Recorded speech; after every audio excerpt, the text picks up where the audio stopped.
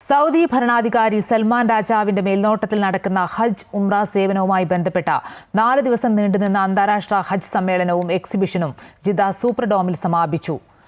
ന്യൂസക്കിലേക്കുള്ള പാത എന്ന തലക്കെട്ടിലായിരുന്നു ഈ വർഷത്തെ സമ്മേളനം. ഇന്ത്യ ഉൾപ്പെടെയുള്ള രാജ്യങ്ങളുമായി നിരവധി കരാറുകൾ ഒപ്പുവെച്ചു. ജിദ്ദയിലെ സൂപ്പർഡോമിൽ 50,000 ചതുരശ്ര മീറ്ററിൽ ഒരുക്കിയ ഹജ്ജ് ഉംറ സേവനവുമായി ബന്ധപ്പെട്ട 4ാമത് അന്താരാഷ്ട്ര ഹജ്ജ് സമ്മേളനവും എക്സിബിഷനും സമാപിച്ചു.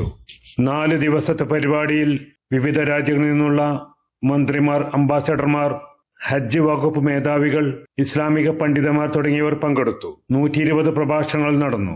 ഇന്ത്യയിൽ ഹജ്ജിന്റെ ചുമതലയുള്ള കേന്ദ്ര ന്യൂനപക്ഷ ക്ഷേമ മന്ത്രി കിരൺ റിജു ഈ കോൺഫറൻസിൽ പങ്കെടുത്തിരുന്നു. ഇവിടെ വെച്ചായിരുന്നു ഹജ്ജ് കരാർ ഒപ്പുവെച്ചത്. കേരളത്തിൽ നിന്ന് പ്രമുഖ പണ്ഡിതൻ ഡോക്ടർ ഹുസൈൻ മടവൂരും പങ്കെടുത്തു. ലോകത്തിലെ ഏറ്റവും വലിയ ഹജ്ജ് കോൺഫറൻസ് ആണിത്. എക്സിബിഷനിൽ പ്രവാചക കാലത്തെ പ്രവാചക പള്ളിയും മദീനയിലെ പ്രവാചക കാലത്തെ ജനങ്ങളുടെ ജീവിതവും VR ഹെഡ്സെറ്റിൽ നേരിൽ കാണാൻ സാധിച്ചത് വലിയ അനുഭവമായി സന്ദർശകർ പറഞ്ഞു.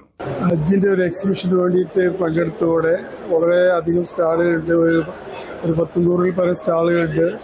ഇവിടെ AI ക്യാമറ ഉപയോഗിച്ചുകൊണ്ട് മദീന തുടക്കം മുതൽ ഏകദേശം മസ്ജിദ് നബിയുടെ ഒരു ബിഗിനിങ് സ്റ്റേജ് മുതൽ നമുക്ക് കാണാൻ കഴിയുന്നുണ്ട്. വളരെ നല്ല ഒരു എക്സ്പീരിയൻസ് ആണ്.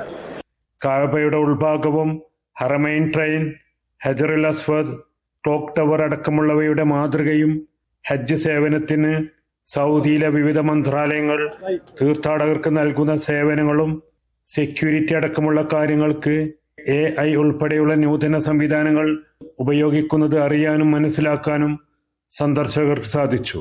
സുൽഫിഖ്റോദായി, അമൃത ന്യൂസ്, ജിദ്ദ.